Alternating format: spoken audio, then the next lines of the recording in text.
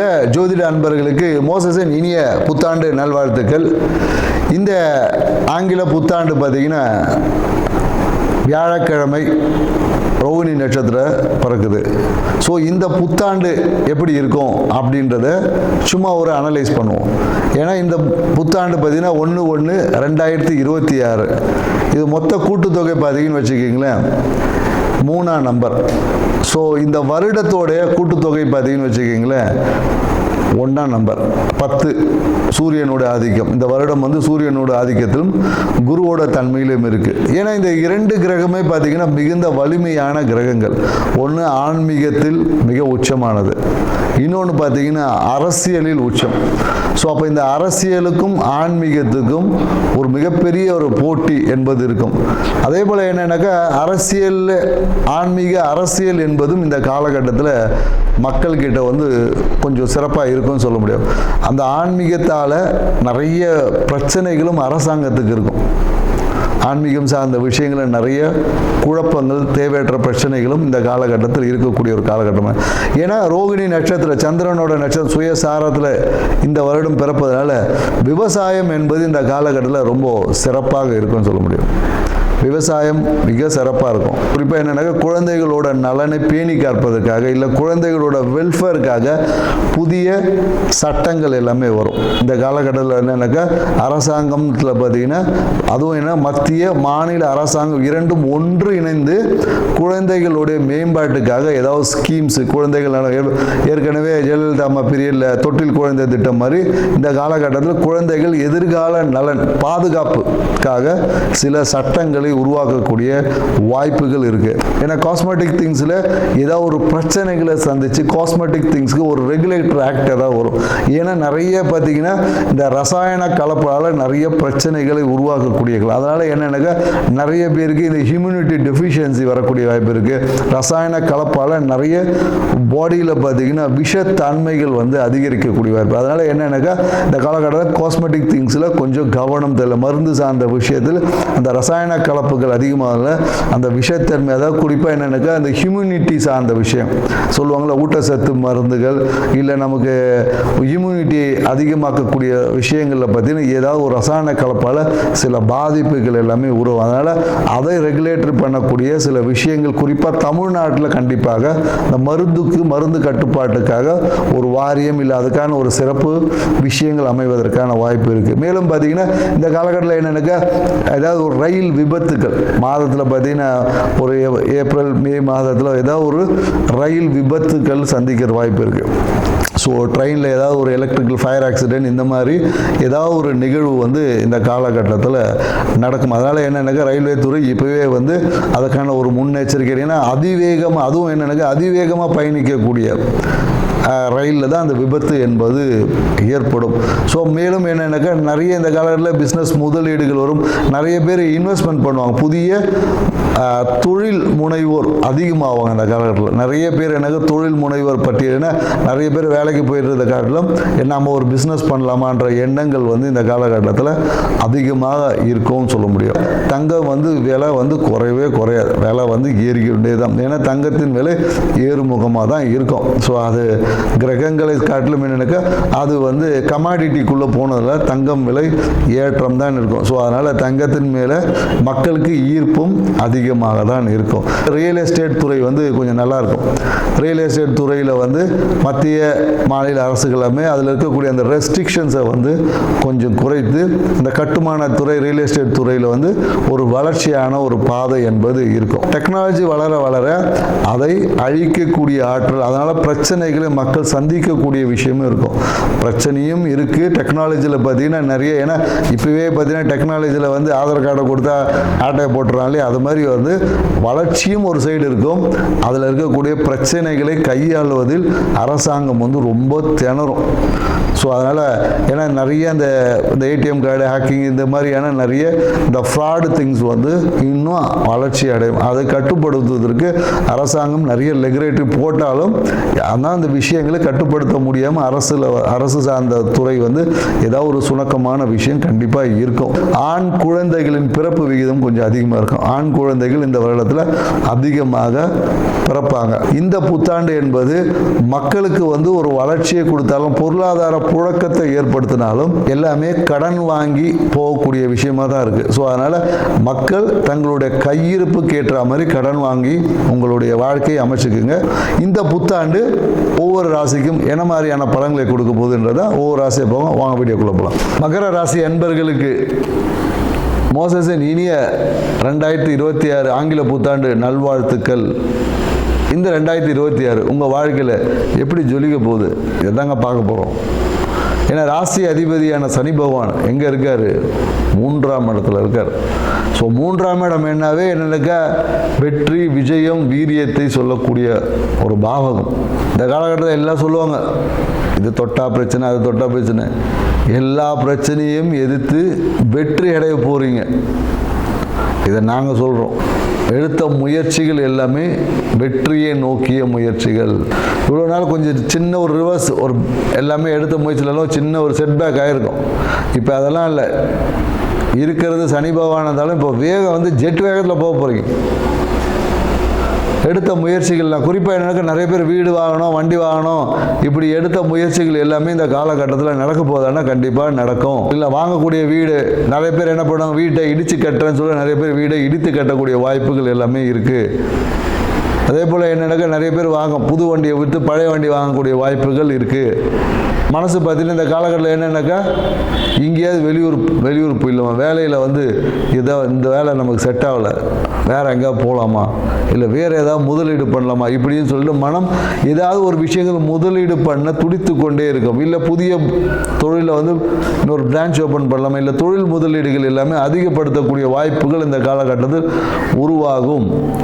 வேலையில் நிறைய பேர் என்னக்கா வெளிநாடு போகக்கூடிய வாய்ப்புகள் இருக்குது. ஏன்னா உள்ளூரில் ஒன்றும் சரியாக செட் ஆகலை, வேணாம் நம்ம வெளியூரில் போனால் நம்ம சிறப்பாக இருக்கலாம்னா தாராளமாக போயிடுவீங்க. ஸோ அந்த மாதிரியான நிறைய விஷயங்கள் வாய்ப்புகள் இருக்குது. ஏன்னா கலைத்துறையில் இருக்கிறவங்களுக்கு வந்து அபரிவிதமான வளர்ச்சி என்பது இருக்குது. படம் எடுத்தாவே ஃபாரினில் தான் எடுப்பேன்னுவாங்க இந்த காலத்தில். இங்கெல்லாம் இல்லைங்க, ஸ்ட்ரைட்டு ஹீரோ மாதிரி தான். ஸ்ட்ரைட்டு லொக்கேஷன்லாம் வேணாம், ஸ்ட்ரைட்டாக ஃபாரினில் போய் ஒரு படத்தை எடுத்துகிட்டு ஒரே ஷெட்யூலில் முடிச்சுட்டு வந்துடுவோம் அப்படின்வாங்க. ஸோ நிறைய விஷயங்கள் இந்த காலகட்டத்தில் உங்களுக்கு சிறப்பான ஒரு காலகட்டமாக இருக்குது. எடுத்த முயற்சிகள் எல்லாமே வெற்றி அப்படின்றது தான். பொருளாதாரம் சார்ந்த விஷயத்தில் சிறப்பான ஒரு தன்மை இருக்கும். ஏன்னா கொஞ்சம் வந்து இந்த ஆரம்பத்தில் வந்து கொஞ்சம் இந்த வயிறு உபாதைகள், இந்த கேஸ்ட்ரிக் ப்ராப்ளம், இந்த மாதிரி ஏதாவது ஒரு விஷயங்கள் இருக்கும். நிறைய பேருக்கு என்னென்னாக்கா இந்த ஹெர்னியா ப்ராப்ளம், குடல் கீழே இறங்குறது அப்படிலாம் சொல்லுவாங்க இல்லையா, இந்த மாதிரியான அடிவயிறு இறக்கம், ஹெர்னியா இஷ்யூஸ், இந்த மாதிரியான உபாதைகள் வந்து சரியாயிடும். ஏன்னா நீங்கள் தான் சாப்பிட்றதே இல்லையா, நேரத்துக்கு சாப்பிட்டா தானே சரியாகும். உட்காந்து உங்கள் கௌரவத்தையே முக்கியத்துவம் கொடுத்தீங்கன்னா எங்கேருந்து? இந்த மகர ராசிக்காரங்களுக்கு பார்த்தீங்கன்னா தன்னுடைய சுய கௌரவத்துக்கு அதிகமாக முக்கியத்துவம் கொடுத்து ஒரு இடத்துல கிடைக்கலன்னா போதும் உடனே பீஸ் டவுன் ஆகிடும். அதை பற்றி யோசித்து சிந்திச்சு தன்னுடைய முழு பயனுள்ள காலங்கள் நேரங்களை எல்லாம் விரயமாக்கிறேங்க. அது ஒரு இன்சிடென்ட், வாழ்க்கையில் ஒரு சிறிய பகுதி.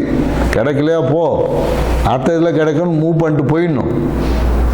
என்றைக்கோ நடந்த விஷயத்தை உட்காந்து பிடிச்சிட்டு அதையே உட்காந்துருக்கிறவங்களுக்கு தான் பல பிரச்சனைகள் வருகிறது. ஏன்னா மகர ராசிக்காரங்க நான் நிறைய பேரை சந்திச்சிருக்கோம், நிறைய பேரை சரி பண்ணியிருக்கோம். அவங்களுக்கு சொன்ன ஒரே ஒரு ட்ரீட்மெண்ட் தான். அதனால் பழையதை பற்றி ரொம்ப யோசிக்காதீங்க. என்னங்க பழையதை பற்றி யோசிக்காதுன்னு சொல்லிக்கல, உண்மைதாங்க சொல்கிறேன். மகர ராசிக்காரங்க பழையதையே சாப்பிடக்கூடாது, பழைய சாதத்தை சாப்பிடாதீங்கன்னு சொல்லுவேன். நிறைய பேர் சொல்லுவாங்க பழைய சாதம் சாப்பிட்டா சாப்பிட்டா பணம் வரும். ஆனால் பணம் வந்து விரயமாகும். வந்த பணம் விரயமும் ஆகும்.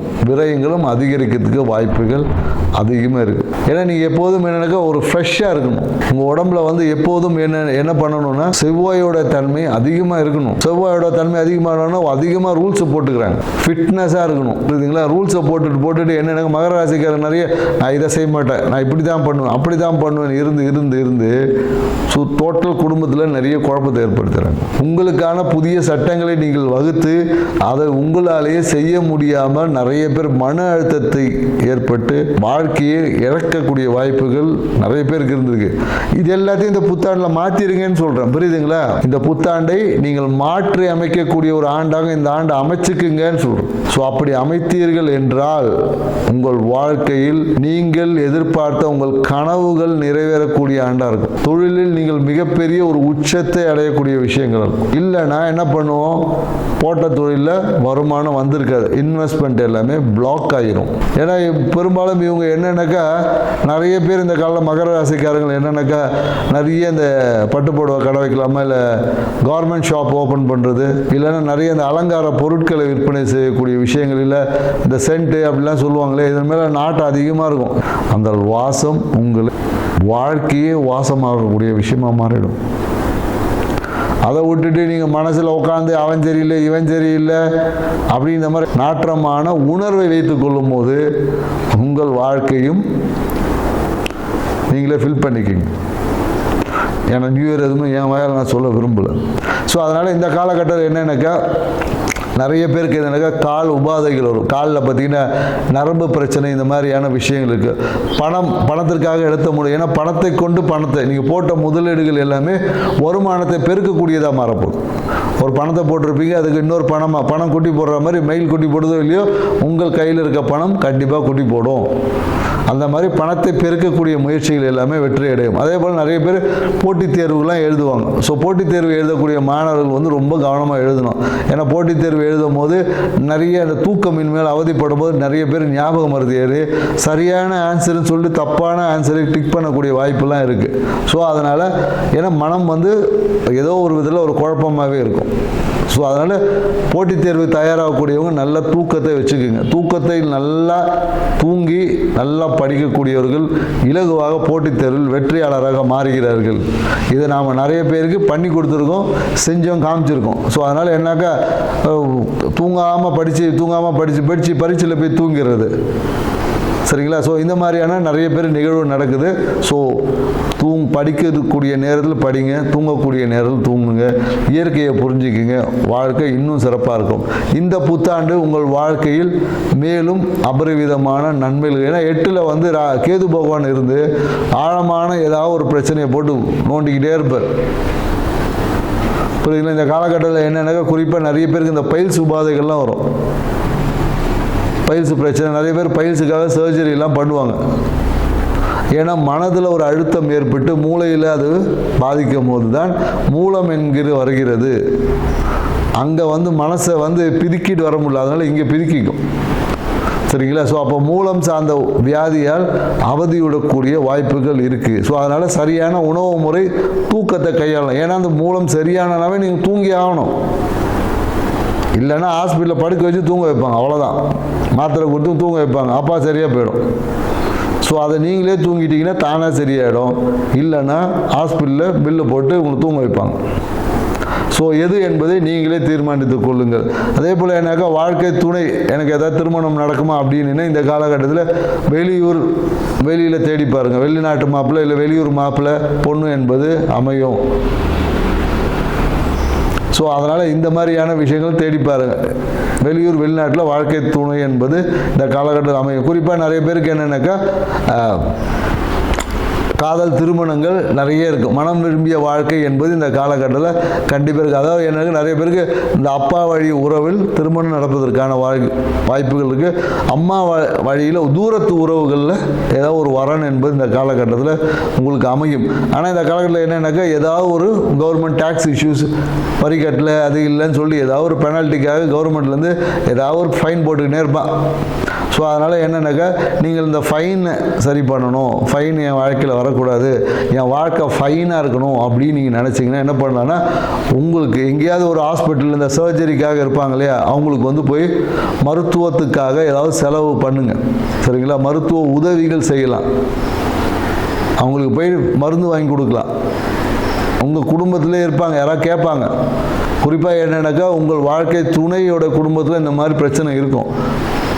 அந்த பிரச்சனை உள்ள நபர்களுக்கு நீங்கள் மருத்துவ உதவி, அவங்களுக்கு மருந்து வாங்கி கொடுத்து, உங்கள் பணத்துலேருந்து கொஞ்சம் மருந்து வாங்கி கொடுத்து பாருங்கள்.